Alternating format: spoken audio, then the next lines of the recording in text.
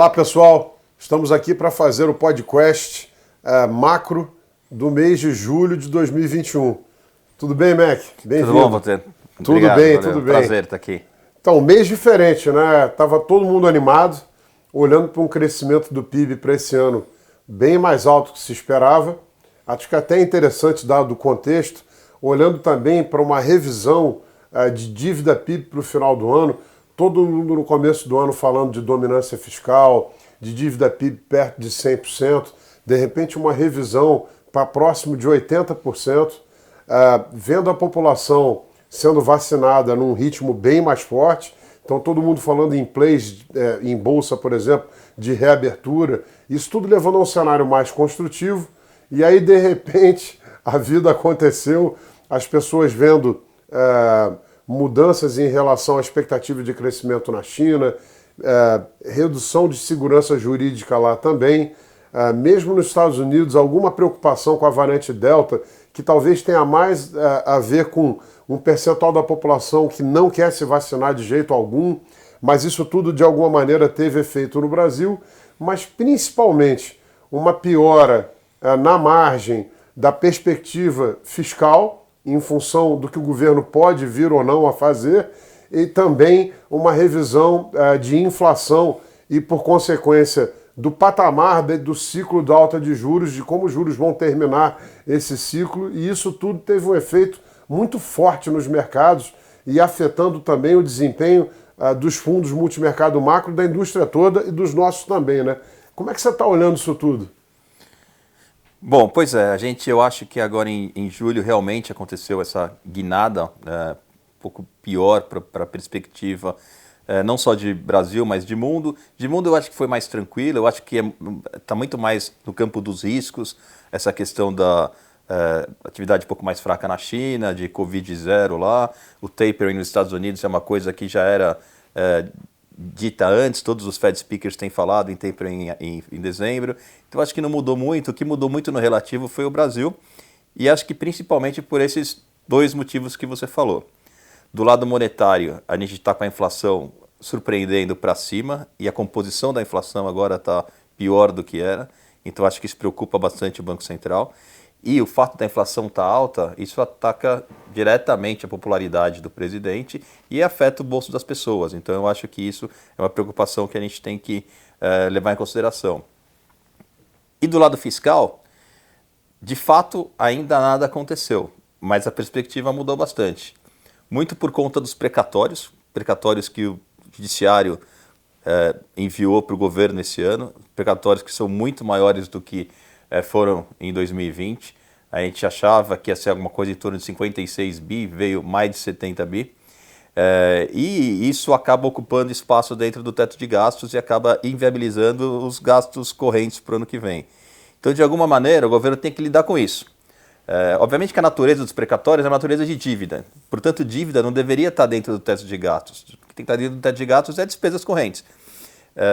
Então, a maneira de se lidar com isso... Você está dizendo o seguinte, que se eu hoje tenho uma dívida, eu, pessoa física, tenho uma dívida, eu vou lá, tiro o dinheiro da minha conta e pago essa dívida, a minha situação de gastos, o meu fluxo não mudou, né?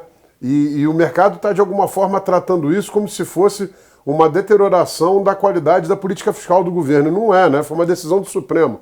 Decisão do Supremo, o ponto só é de onde você vai tirar esse dinheiro, se é de dentro do teto ou se é de fora do teto. Eu acho que pela natureza da dívida, todas as dívidas são pagas fora do teto. E talvez tenha sido um erro em 2016, quando criou-se o teto, de ter deixado os precatórios dentro do teto, porque o governo não tem controle sobre essa despesa. Como você mesmo falou, ela vem do judiciário. Então tem várias maneiras de se resolver isso. O mercado está muito preocupado de qual maneira o governo vai resolver, porque dependendo da maneira que se resolva, você pode abrir um espaço muito grande dentro do teto para acomodar um Bolsa Família mais forte, de R$400, como já se ventilou. Não é o que o presidente falou em torno de 300, mas conforme você abre espaço dentro do teto, você pode ter políticas mais populistas, e isso está deixando o mercado um pouco preocupado. Esse não é o histórico do que a gente viu no governo até agora. Até agora, a gente sempre viu um histórico de austeridade fiscal. Morde a sopra também, né? Na hora que se percebe a reação do mercado mais negativa, pelo menos nos últimos 2 anos e meio, todas as vezes o governo voltou atrás, né? Exatamente, o governo voltou atrás. Mas o mercado fica muito sensível com a questão fiscal.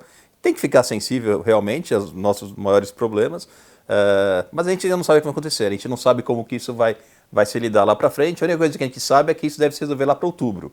Então até lá é de se esperar bastante volatilidade, é de se esperar que o mercado siga bem atento a essas questões. Então, por outro lado, teve aí uma dinâmica perversa também, né? Porque, como você disse, as preocupações com inflação pioraram, de fato. A gente está vendo algumas questões que são menos transitórias e mais estruturais, quer dizer, devem permanecer. E isso leva a uma revisão também de espaço do teto para o ano que vem, né? Que parecia muito confortável, né? Parecia muito confortável porque a conta que se fez foi a inflação de junho a junho e é esse espaço que se abre no teto. Mas o governo tem as contas que têm que serem pagas no ano que vem, que são corrigidas pela inflação também. E a principal dela é a Previdência. A Previdência é corrigida pelo INPC. E o INPC está subindo muito mais do que o mercado esperava, as projeções que estavam sendo feitas. Por isso que o espaço grande que se tinha dentro do teto está sendo diminuído agora com o INPC, que vai de janeiro a janeiro. Então o espaço dentro do teto está diminuindo, mesmo para um Bolsa Família de R$ 300 que o governo quer fazer, já está muito difícil de encaixar. Então, por isso que se espera que nessa resolução dos precatórios, algum espaço no teto abra. E é isso que o mercado vai olhar com bastante lupa para ver se está sendo feito algum tipo de descontrole fiscal, que eu não acredito, como eu já te disse, esse governo não tem esse histórico, não fez isso até agora, não acho que agora no final que eles iriam fazer. Por outro lado, a gente também está olhando, o mercado pelo menos está dando como a fatura liquidada, olhando para os preços de hoje, como se o Banco Central hoje não tivesse instrumentos para controlar a inflação. E existem instrumentos de política monetária e também câmbio, né, ou não? Sem dúvida, eu acho a questão da inflação, muito dela, uma boa parte, é devido ao câmbio. Se você pegar dos 850 bases de inflação que a gente teve, dos 8,5% em um ano, 450 vem de energia. E energia é totalmente linkada ao câmbio. O petróleo sobe, mas o dólar subiu também. Então o preço da gasolina aqui ficou mais cara 2 vezes. Eu acho que quando a gente tinha a questão da atividade muito fraca durante a pandemia e o dólar lá em cima, você não tinha esse repasse, porque a atividade estava muito fraca e não tinha como repassar. Agora, com todo o Corona Voucher que foi dado, todo o easing fiscal que foi feito e as pessoas sendo vacinadas e a economia retomando, fica muito mais fácil esse repasse e ele vem muito mais forte porque o câmbio continuou lá em cima. Talvez em algum momento esse câmbio não teria que ter sido combatido, tanto via juros como via venda de reservas. Na minha opinião, a gente tem reservas suficientes para poder vender aí uns 50 bi e continuar com bastante reserva. Se você pegar a desvalorização cambial, ela fez com que as nossas reservas líquidas em função do PIB ficassem bem maiores, quase dobrassem, porque o câmbio saiu de 3 para 6, então não dobrou, mas quase dobrou. Reais. As reservas em reais, elas quase, em relação ao PIB, elas quase dobraram. Então sobrou bastante espaço para se combater o câmbio e via alta de juros também. O Banco Central está subindo juros, está subindo de uma maneira forte, talvez tenha pecado no início de não ter subido antes, mas isso é uma crítica que eu faço a posteriori, na época não dava para saber também, então é mais fácil falar agora. A visibilidade de cenário era muito baixa. Era muito baixa, agora fica mais fácil de dizer, mas a vender câmbio em si, eu acho que é uma coisa que poderia ter sido feito sim, isso teria ajudado a combater a inflação. Ainda pode, eu acho, né? O Banco Central ainda tem as armas na mão para fazer isso, não só os juros, mas o câmbio também. Então, olhando para esse quadro todo, apesar da gente entrar no ano que vem em ano eleitoral, que sempre traz mais volatilidade, se o governo conseguir endereçar essas questões fiscais com cautela, com prudência e apresentar boas medidas, sem aproveitar do parcelamento para aumentar demais o Bolsa Família, e no final também conseguir controlar a inflação usando outras medidas, pode ter aí um espaço, uma oportunidade para a valorização dos ativos, né? Sim, acho que sim. Eu acho que esse é o cenário que eu acredito, tá? Eu acho que, dado o histórico do governo na área econômica, eu acho que na área econômica eles têm um bom histórico, eu acho que isso, eles vão sair com medidas que vão ser aceitas pelo mercado E acho que os números fiscais que a gente tem visto vão continuar vindo. A gente vai continuar vendo números de dívida PIB diminuindo, resultados fiscais primários bons. Então, eu acho que a gente vai continuar vendo isso. E acho que sim, acho que os ativos deveriam melhorar, mesmo porque eles estão num preço muito, muito ruim, né?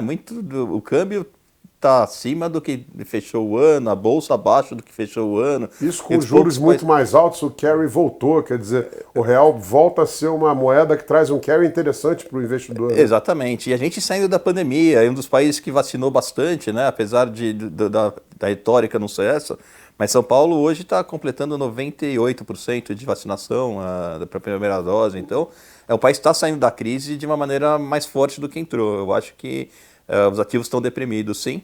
Porém, nesse momento tem que ter um pouco de cautela. Eu acho que com calma, mas ainda acho que as posições deveriam ser do lado positivo. Então, Mac, olhando para esse cenário todo, como é que a gente vai buscar bater os benchmarks aí nesses meses que restam no ano? Eu acho que assim, a gente tem que ter calma. Esses momentos acontecem, não dá para ser herói nesses momentos. O tanto não dá para ser herói é que nesses momentos você pode fazer duas coisas. Ou você busca hedges, ou você diminui as posições, que acabam sendo a mesma coisa. Quando você compra uma put você está comprando na bolsa, você comprou uma put de bolsa, você diminuiu sua exposição, seu delta diminuiu, o delta da bolsa. Então, da mesma maneira que você compra uma put, você pode simplesmente diminuir as posições em bolsa, diminuir as posições em câmbio, fazer alguma posição contrária em juros, e é mais ou menos isso que a gente tem feito. A gente diminuiu bastante nossas exposições, mas a gente está procurando triggers para voltar a aumentar e ter a posição que a gente tinha. Um dos triggers pode ser a solução da PEC dos precatórios. Qual vai ser realmente o texto da PEC dos precatórios? Se ela vai ser uma que o mercado gosta ou uma que o mercado não gosta muito, que vai ser atendido mais pelos políticos. Então, acho que esse é um dos triggers que a gente tem que ficar de olho. Acho que essa discussão está sendo uma discussão bem aberta com a sociedade. Então, a gente, com o tempo, vai conseguir ter uma boa visão do que vai acontecer. Então, é isso. O que eu acho é essa questão. Não dá para ser herói agora, tem que ser um pouco mais cauteloso, e é isso que a gente está fazendo, procurando proteções, diminuindo posições para poder entrar quando as coisas estiverem mais claras. Maravilha, pessoal. É isso aí. Até o próximo mês, quando voltaremos aí com atualizações. Um abraço a todos. Nos sigam nas nossas redes sociais e também no nosso site. Um abraço. Um abraço, obrigado a todos.